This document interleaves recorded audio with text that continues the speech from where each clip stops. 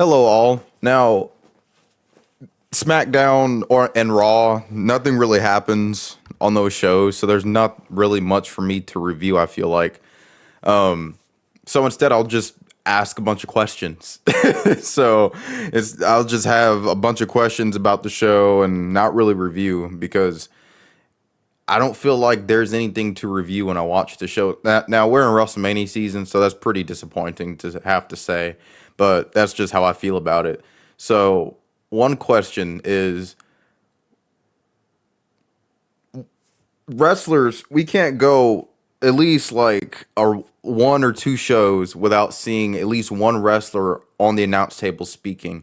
So my question is, like, do they think that the announce table will amplify the sound? Because first we had R-Truth, speaking on the announce table. We had Becky Lynch speak on the announce table. We had Brie Bella speak on the announce table. We had Drew McIntyre for all these weeks getting up on the announce table and speaking. So, and doing his promo. So does the promo somehow get more amplified? Like, does the microphone somehow gain 5 XP power? Does it have any Super Saiyan abilities once you stand up on the announce table and show the and show the announcers Michael Cole and Joe Tessitore and Wade Barrett your butt cheeks? I don't get the point of like constantly standing on the announce table to that like you in the ring. The ring is more impactful because everyone can see you in the same exact way, and plus being the center of attention, literally in the middle of the arena, in the middle of the ring, that's where your promo is more impactful. I never really understood the whole having everyone every week stand on the announce table. But then, also Drew McIntyre quitting. How many of y'all actually thought that he was gonna quit? Like even though if it is a storyline and he was gonna quit storyline wise, they weren't gonna do anything creative to where to actually turn it into something. He was gonna interfere in a match or something that same night. Another thing is when it comes to Tama Tonga and Shinsuke, since we've already seen Shinsuke be pinned by Tama Tonga, any possibility or any payoff that they have will be meaningless because we've already seen the payoff, which was Shinsuke taking the pin from Tama Tonga. So since there's nowhere that they can really go from here that would be fresh in storyline continuity, now what? Do they just continue to speak and talk and speak in Japanese, then half English until the storyline just kind of fades off and then they forget what to do with the two? Yeah. Another thing, WrestleMania 42 poster with CM Punk and Roman Reigns, it was a futuristic vibe, but then the commercial was a classy Las Vegas gambling kind of aesthetic. But then on the women's poster for WrestleMania, it was a kind of dystopian vibe. So if WWE doesn't know what they're doing, I don't know how we're supposed to follow along.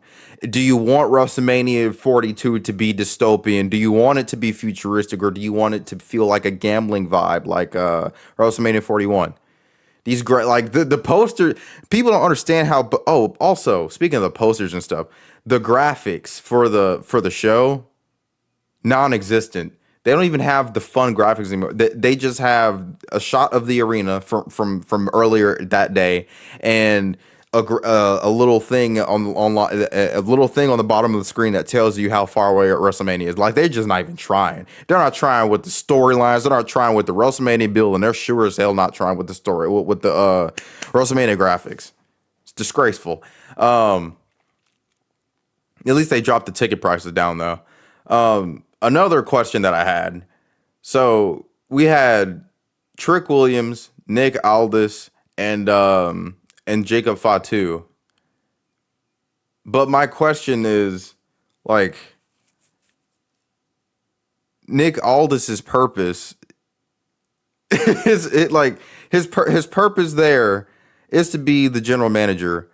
At some point, he said that he wanted to be in the ring, but he's not beefing with Drew McIntyre as much as Jacob Fatu is. Jacob Fatu and Drew McIntyre have something going on, but yet if they wanted to try something different and not as safe and predictable, I don't get why they could just, not have Drew McIntyre. Like Drew McIntyre, he gets tamed and manhandled verbally by Nick Aldis, like his little puppy. When I would love to see either Cody versus Nick Aldis, like we did at All In, or even something like Drew versus Nick Aldis. That'd be great too. Nick Aldis in the ring in general would be cool, but the same predictable stuff, it just kind of gets tiresome. So the Wyatt Six, we've seen the storyline for about 2 million years now, and no progress has been made. Nikki Cross is still ruined because she doesn't wrestle and she's just an NPC. And now, as soon as we get the storyline over, it's not over because we're getting some more of this garbage. So when will it end? And are we supposed to keep caring because they have something to fight over? Now, everyone needs something to fight over, at some point.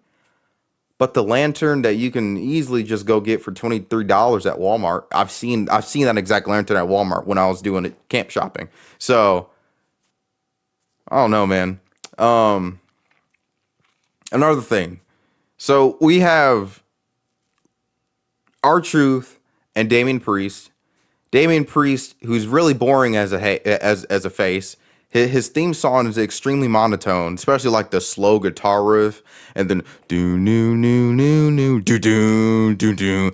All rise for the outlaw, all rise for the punishment, all rise, and then dude, his theme song is really bad. It's not bad, but it's just boring. It's to make you go to sleep. Also, R-Truth, now reverting back to this Ron Cena thing and being more delusional than he used to be, wasted.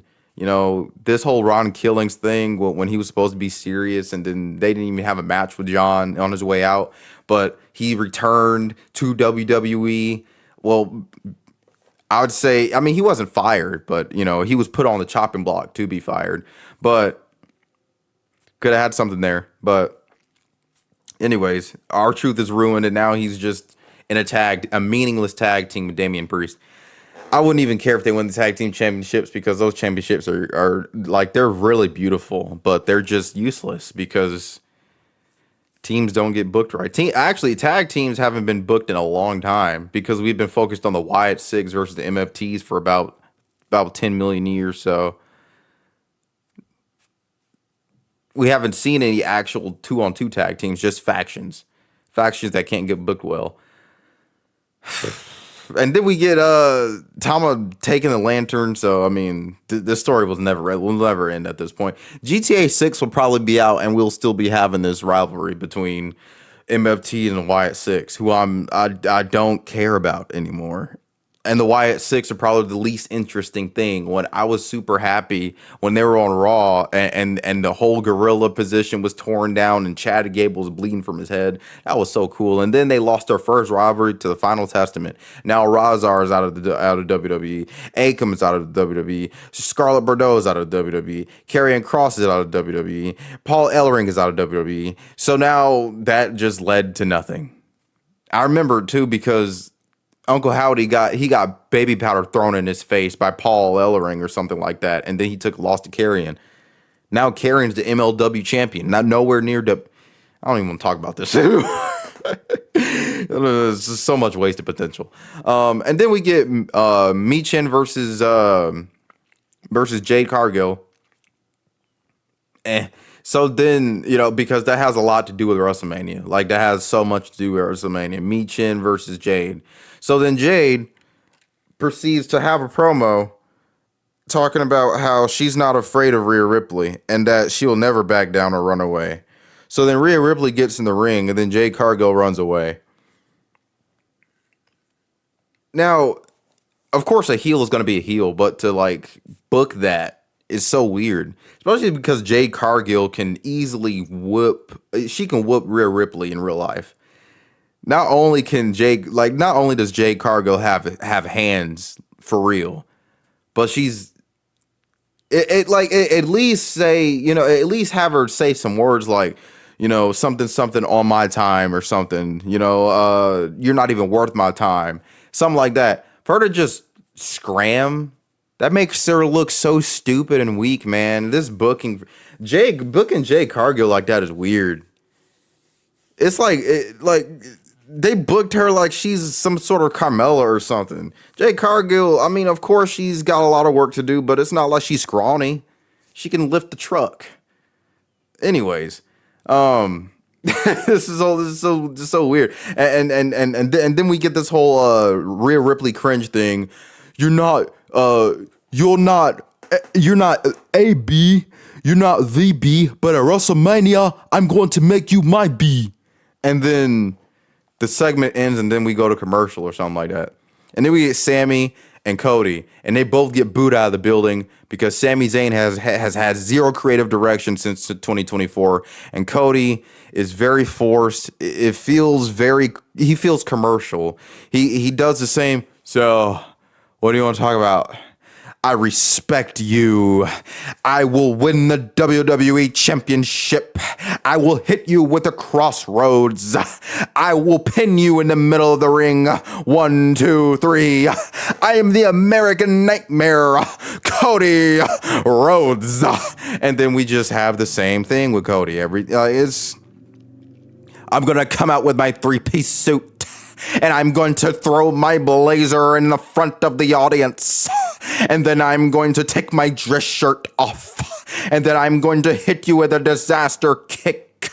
That's Cody's promo every time. It gets irritating after a while because the dude talks like a pastor, like in a heat, like every word is like aha after it. Like I'm gonna go get my keys to my car so I can go home to the wife and the kids. It's kind of like it sounds like, I don't know, man. It's like, I don't, bro. I'm glad Randy did what he did. I'm so happy because oh my gosh, it's the same thing. See, and people are gonna say, man, you're the same person who wanted Cody to finish the story. I did want him to finish the story, but he's finished like 3 stories already. Then on top of that, he finished 3 stories in 3 eras because Triple H says there's a new era every 5 seconds. So that's like, it's like 1,000 eras times like 1,000 stories, because he finished the Dusty story at WrestleMania 40, and then he finished the story again once he got like another championship. So, and then this other championship, he finished the story. He's overcoming adversity that no longer exists. The fans who keep saying that we're fickle because we're tired of Cody's reign. See, those are the bubble shill fans who are idiotic and stupid. And the reason why is because they don't believe that 2 things can be good at once. They also don't believe that things can decline in quality over time. They're the same morons who say, well, y'all, I don't know why y'all hating on Jay all the time. Y'all was the ones yeeting. Yeah, we were yeeting in the arenas. And then he started botching and forgetting his lines and allegedly being drunk all the time. What are you talking about? Of course we were eating. But then we stopped because we realized that he wasn't built for the spot. Oh, we were hating. But then we weren't hating when Rikishi said, yeah, Jay, he's exhausted at these family dinners. It wasn't hating when Jay went on the Cody's podcast and said, yeah, man, I'm not going to lie, I'd be gassed. We only wrestle once a week, I'll be tired. It wasn't hating when Triple H said, yes, I'm sorry, Jay, but it isn't working. We're going to need to pull the plug. It's hate when the fans say it, but when the wrestlers come out and say the exact same thing and prove that the fans were right, it's not hating anymore. What are the people who say we were hating? Where are they? When we were hating and reaching. But then you have Jey Uso himself come out and say, yeah, I was gassed as hell. I was tired in the ring. Yeah. It's almost like addressing the truth isn't hate, Just because you're triggered, that's not hate. These people come out themselves, and Tiffany Stratton literally said creative failed her and her title reign. But then months before she even said that, we had people say, y'all hating on Tiffany, bruh. Y'all hating. Be happy. Stop complaining. Tiffany said, yeah, I don't know if I'm a heel or a face. Creative didn't do anything right by me. Radio silence from those exact same fans who said that we were hating. Radio silence. You won't hear it. Anyways. Man, idiots. Anyways. Ramble on and on and on. So yeah, we get this segment between Aleister Black and Sami Zayn. Wait. Actually, before that, we get this thing of Sami Zayn doing the same thing he's been doing, which is to get angry and slap a cup and say, "Damn it!" You know, like he slaps, like he goes like this.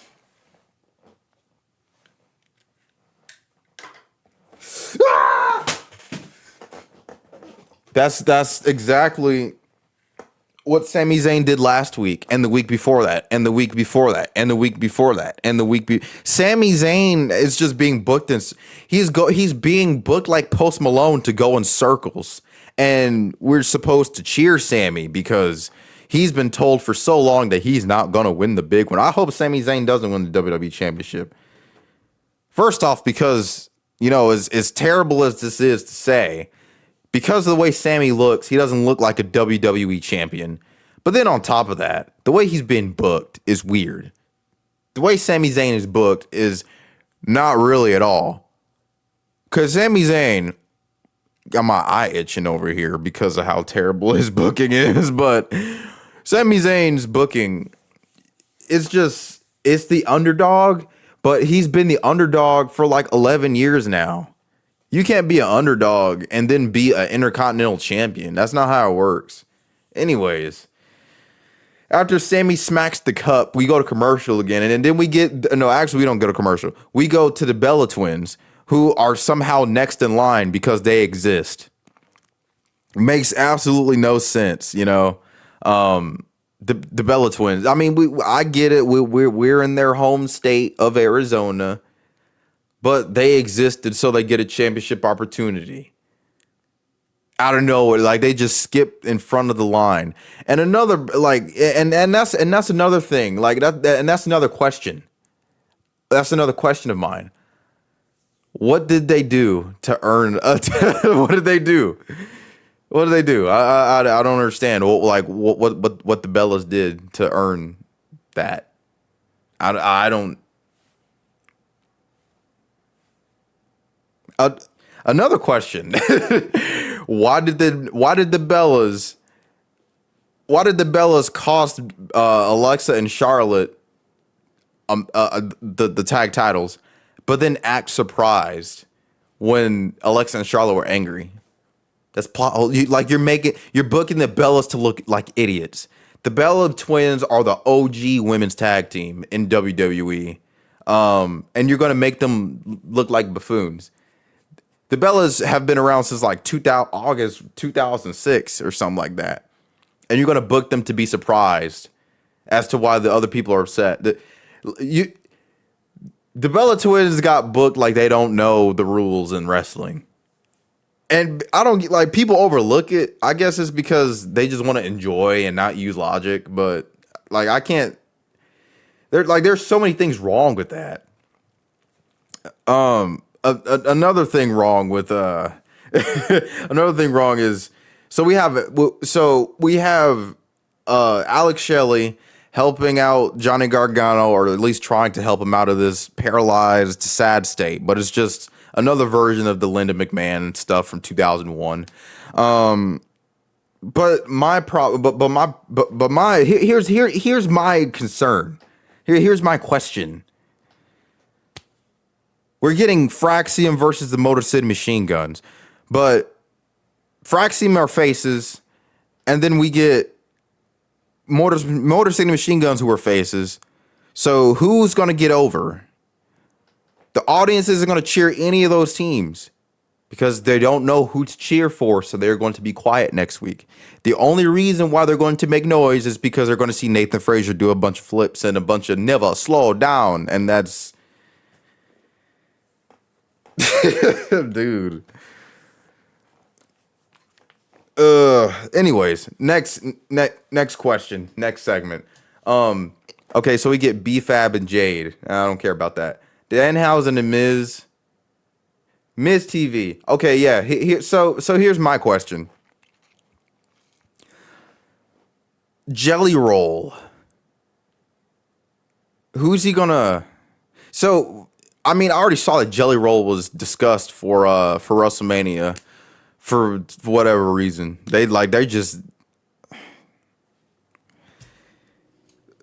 My question about the Miz TV segment is Wade Barrett called Kit Wilson. He's not he. He's they them. So is Kit Wilson now a non-binary beta male who hates men now?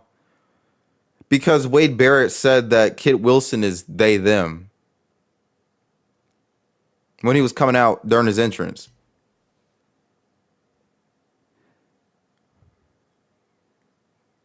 I'm sure somebody's going to get offended, but I'm genuinely wondering. Next question. Ilya Dragunov refusing to fight Melo. Are we supposed to still care about Carmelo Hayes' title reign with no story and Ilya not wanting the championship that he's been chasing? Are we still supposed to care? Kiana James versus Tiffany Stratton. Here's the problem, though. We get Julia and Tiffany. We get Julia and Kiana James being paired together. The company fails Julia, and then they get bored of her, which is their fault. And now they're placing stock into Kiana James, while Julia is not only the United States champion, but Kiana James is the manager.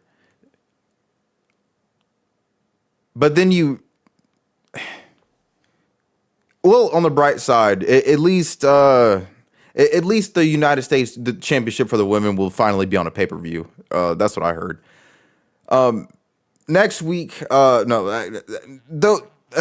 we're just getting Jelly Roll and Kit Wilson being called out, even though that we already had them on the Miz TV segment. So that's just another waste of TV time for next week. We get Trick Williams versus Jacob Fatu. Then Jacob Fatu gets beaten by Trick Williams due to an interference by Drew McIntyre. But my thing is, are we supposed to care about Drew versus Jacob Fatu by the way that they've been building it up? We get Jacob Fatu. No, actually, we get Drew whining. And what I mean by that, he says that he's been screwed over and over again. I can't stop thinking about Jacob. I can't stop thinking about Nick Aldis screwing me over. I can't stop thinking about Drew. I can't. He can't stop thinking about himself, apparently. I can't stop thinking about Cody. I can't stop thinking about the WWE Championship. I can't stop thinking about the stupid fans. And then he says all these things that he doesn't care about. He can't stop thinking about them. He says he can't stop thinking about him, but then he says he doesn't care about him. He says that. Then on top of that, he's booked all 6'6", 6'5" of this dude, 275 pounds of Drew McIntyre can never be booked to just back up what he can, back up that he can do what he's doing. So his words mean nothing, which means that when he's talking, you're supposed to mute him because he's not going to back up anything he's saying because he's not built as a credible threat, which means that everything he's saying is useless because he's been booked to be a clown, a crybaby clown. And then you have Jacob Fatu taking 15-second pauses in the middle of every word. So here's Jacob talking. You know I'm gonna beat you. Because Drew, when I get my hands on you, Drew, it's gonna be all gas. No breaks with it, Drew. Because I am the reason Why you are even WWE Championship. He said that. He said, I'm the reason why you are WWE Championship.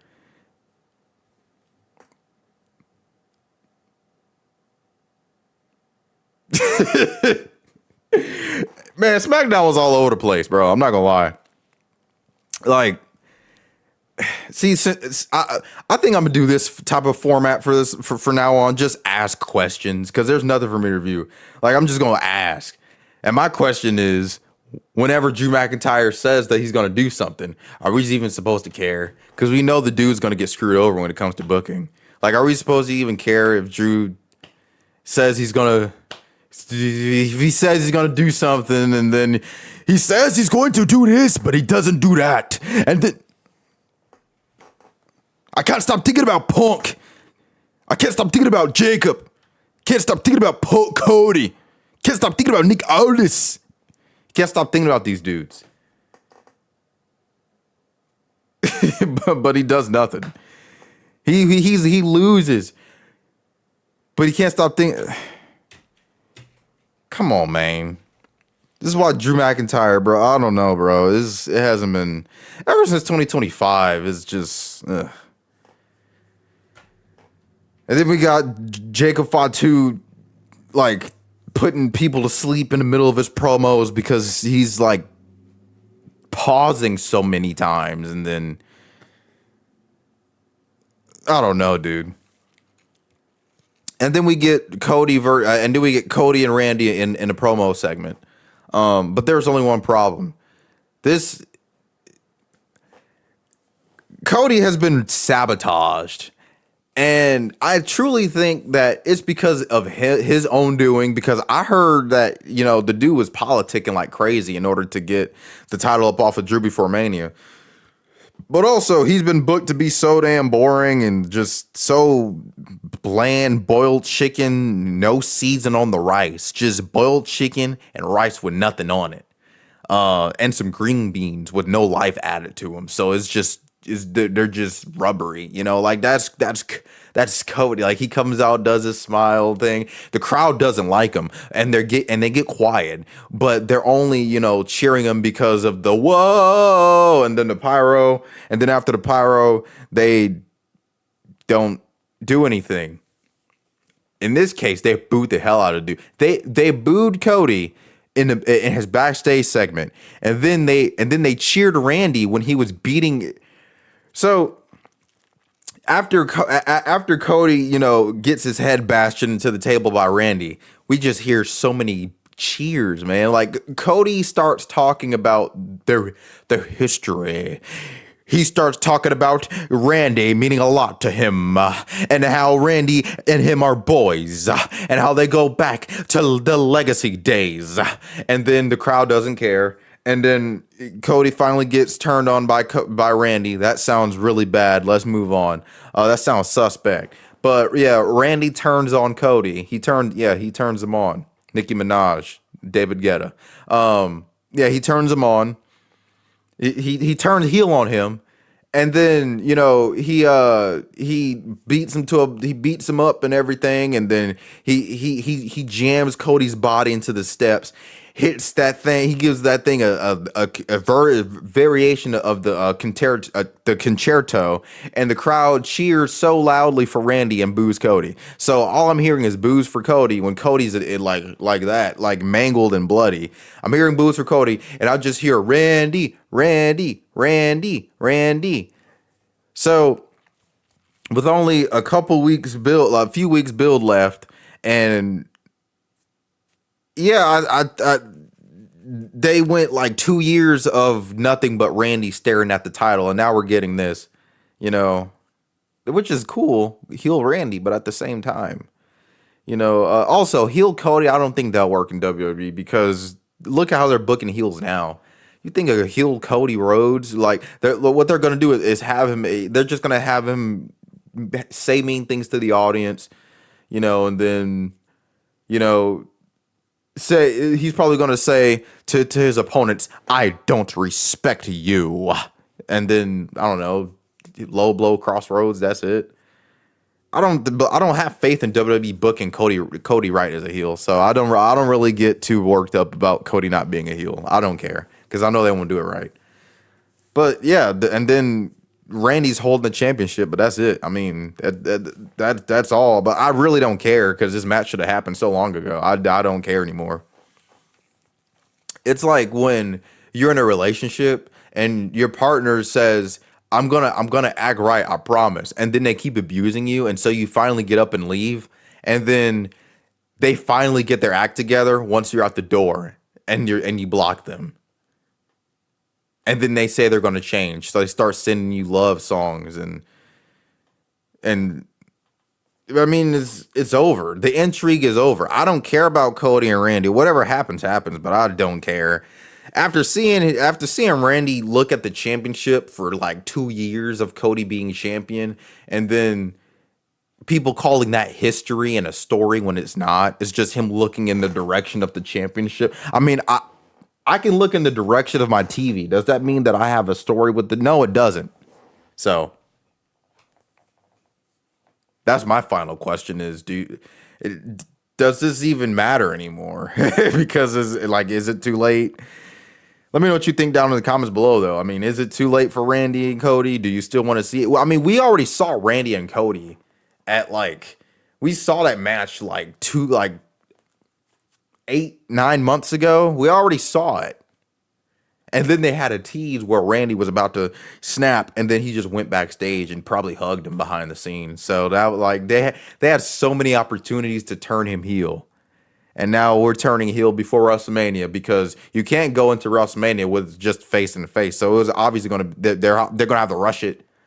It's not a special. I don't even care anymore, man. I don't care. Just like Wade Barrett's old song. I just don't care anymore. I don't.